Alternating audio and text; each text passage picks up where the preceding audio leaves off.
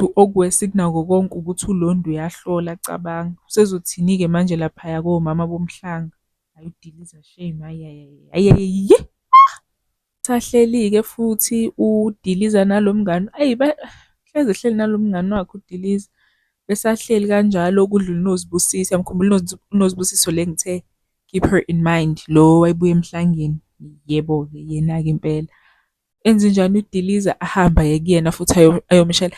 Cela nimbuke indlela anganamahloni ngayo udiliza, usagqoke lezi iy'ngubo ayey'gqokile ngale nkathi edlwengula uLondi.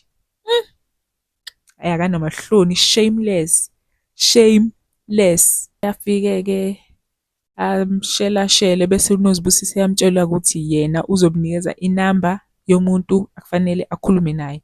Angeke akangakhulumi naye, shuthi ngicabanga ukuthi uma ngabe ushela umuntu ohamba umhlanga or umuntu oyintombi khona ama-procedure alandelayo, akube nje.